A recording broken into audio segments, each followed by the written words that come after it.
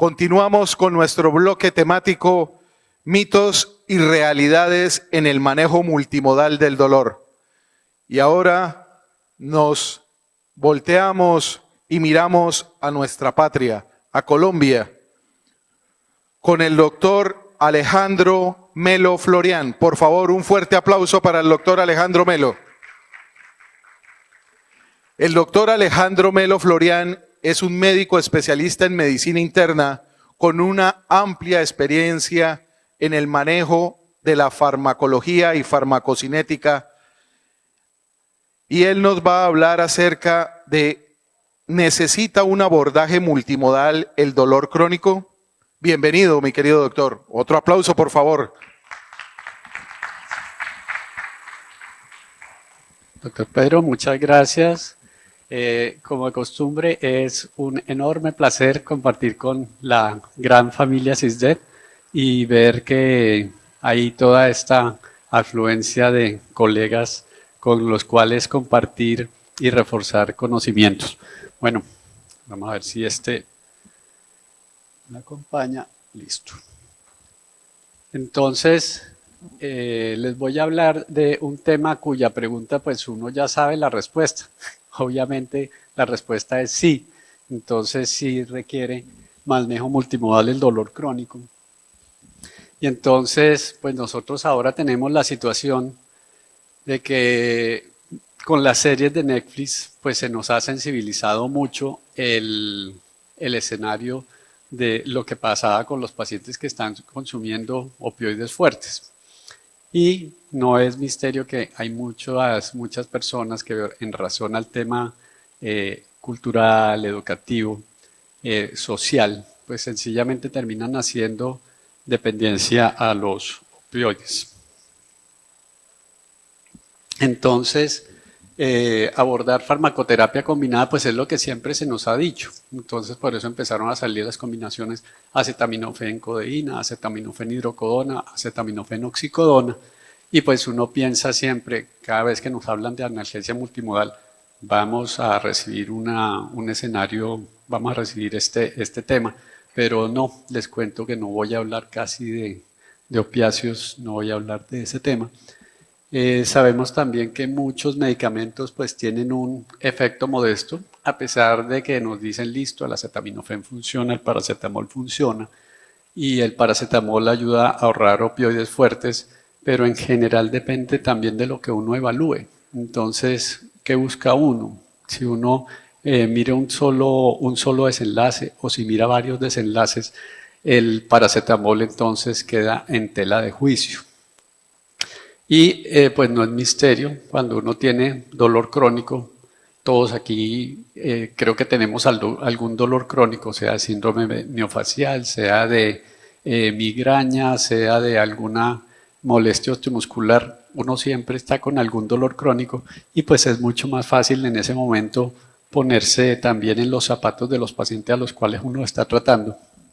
Y entonces el dolor crónico tiene esta serie de desenlaces, o sea, está produciendo depresión, ansiedad, depresión ansiosa y generalmente, esto es una cosa interesante, la falta de condición física, porque pues uno está hecho para caminar, uno está hecho para hacer actividad física y si no la hace, eso a su vez forma parte del círculo vicioso y entonces se empeora más la condición de base.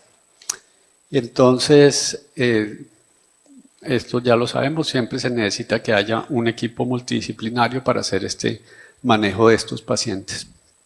Entonces yo les voy a comentar algunas cosas en relación a dolor crónico. Comento brevemente algunos de los términos que se emplean en neurología básica, en neuroanatomía, neurofisiología, y comento algo sobre nuevos mecanismos de analgesia. Esto es algo novedoso, hablar de los AINES en analgesia central y una serie de conclusiones prácticas como mensaje para llevar a casa. Entonces, aquí nos hablan de alodinia o hiperalgesia, que consiste en memoria de dolor, y el dolor pues tiene una serie de circuitos que son complejos, que son interactuantes, que son antagonistas, que son reverberantes, y en ese caso el dolor se vuelve una condición que requiere bastantes intervenciones para poder controlarlo. Entonces, normalmente nos dicen la hiperalgesia valodinia consiste en que el estímulo desencadenante inicial causa una serie de liberación de neurotransmisores, sensibilizan a esas terminales nerviosas libres y cualquier estímulo superficial posterior termina después causando el mismo dolor que lo desencadenó. Y entonces aquí nos encontramos con este término que es la hiperalgesia. Hiperalgesia, que también se conoce como alodinia, o lo mismo, la memoria de dolor. Y entonces hay sensibilización periférica. ¿Sensibilización de qué? De las terminales nerviosas libres o de los receptores polimodales sensoriales. Y en este momento esas terminales nerviosas libres tienen un menor umbral de activación. Entonces ellas ya están predispuestas a despolarizarse, a transmitir el impulso a que el dolor se siga presentando, y fuera de eso se presenta esto otro, sensibilización espinal. Entonces, parte de lo que les comento luego en torno a anandamida tiene que ver con frenar este fenómeno que es la sensibilización espinal de las vías ascendentes. Entonces, pues uno queda así como un poco sorprendido de saber que el dolor tiene memoria. Bueno, en cuanto a ainesia-alodinia, que eso también suena un poco preclínico, entonces aquí lo que hemos visto con el paso del tiempo, la nocicepción central tiene un efecto analgésico, un modo analgésico importante. En la medida que uno controle la nocicepción central, ya se logra la analgesia. Y los AINES que logran este control a nivel central tienen unas características especiales. Son ácidos débiles, tienen un constante de disociación ácida débil, pKa de 3 a 5, amplia unión albúmina plasmática e inhiben en diversos grados la síntesis de prostaglandinas. Aquí hay algunos intervalos, entonces hay AINES que son inespecíficos, hay AINES que son preferenciales, hay AINES que son selectivos y AINES altamente selectivos. Entonces ahí tenemos los AINES que conocemos tradicionales, otros preferenciales, los selectivos donde está por ejemplo el meloxicam, la nimesulida, y los altamente selectivos que son los COXIPs. Entonces, aparte del componente de inflamación, aparte del componente de dolor, las dos ciclooxigenasas 1 y 2 también se están expresando en el sistema nervioso central. Y entonces están presentes los ganglios raquídeos, están presentes las neuronas aferentes primarias, o sea, las que conectan las terminales nerviosas libres con la primera molécula. Tenemos una relación entre COX-2 y anandamida. En la medida que se inhiba la anandamida, me acaban de decir que tengo 5 minutos, entonces tengo la pesadilla de todos los conferencistas. ¿Hay AINES y analgesia central? Sí, sí lo hay. Tiene que ver con esta molécula que se llama la anandamida, que trabaja sobre los receptores cannabinoides, CB1 y CB2. También tiene un efecto antinociceptivo trabajando sobre receptores vaniloides.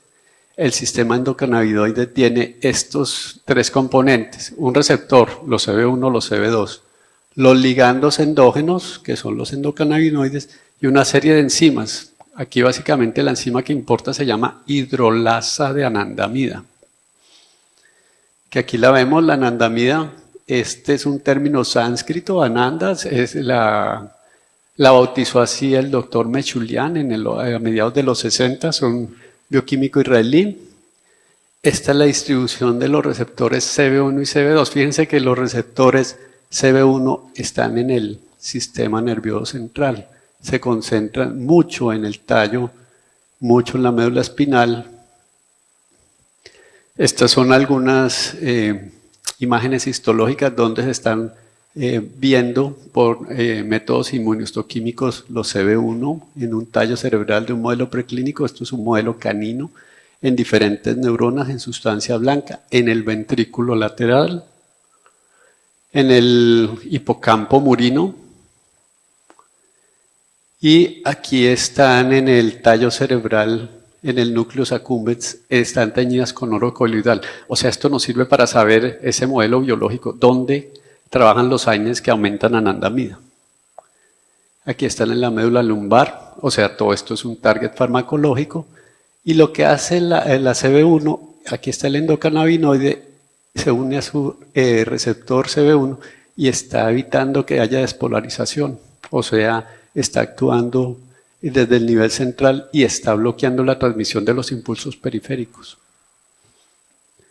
Tenemos diferentes moléculas de AINES donde a dosis fisiológicas esta molécula que se llama oxaprocin, que se consigue con 1200 miligramos al día, inhibe la hidrolasa anandamida, que además tiene un efecto sobre la inflamación que es un mecanismo diverso, está inhibiendo esta molécula que tanto suena ahora que se llama el NF-kappa-beta. El NF-kappa-beta se encarga de transcribirse al ADN y promueve la síntesis de citoquinas como TNF, interleuquina 1. Lo que hace oxaprocin es que se une, hace complejo con esta molécula que se llama el ICA-beta, el inhibidor del NF-kappa-beta, no entra al núcleo si se frena la inflamación crónica y se evita que la inflamación aguda se vuelva crónica. Entonces, pues las prescripciones con AINES nos dicen que se requiere tener seguridad en diferentes niveles. El oxaprocin tiene este par de radicales aromáticos. Ya sabemos que tiene no solamente sus inhibidores, sus efectos inhibidores en el sistema nervioso central. Llamo la atención sobre esto. Se absorben un 95% como si fuera de una manera sistémica, de una vía parenteral. Tiene doble vía metabólica, se concentra en el tejido sinovial, tiene estos, desde el punto de vista de metaanálisis en pacientes que tienen artritis reumatoidea, espondilitis anquilosante, exacerbaciones de osteoartrosis, toda esta eficacia en forma global versus AINES comparadores. Este es el comportamiento de la seguridad clínica, que es semejante al de los AINES comparadores. Estos son los diferentes efectos adversos, cómo se comporta a nivel cardiovascular, confirmando la seguridad cardiovascular, porque eso es algo que a uno le interesa con los AINES. Cómo se comporta desde el punto de vista renal, o sea, es un AINES seguro a nivel gastrointestinal, cardiovascular, renal, que tiene un perfil comparativo interesante versus otros AINES. Y creo que ya ajustándome al tiempo, entonces oxaprocin, ¿qué tiene interesante? Estos mecanismos adicionales de acción, o sea, la parte multimodal depende de muchos targets farmacológicos, muchos targets biológicos con una sola molécula, y es una molécula que la estamos rescatando del olvido, está desde el año 91. Entonces este es el mensaje para llevar a casa, ya para concluir. La acción multimodal no necesariamente implica medicamentos en asociación o en combinación. Esto es un AINE emergente que tiene un mecanismo de acción multimodal. La acción analgésica fuerte ayuda a ahorrar opiáceos y tiene una acción multimodal que aumenta su cobertura clínica en diferentes grupos. Muchas gracias.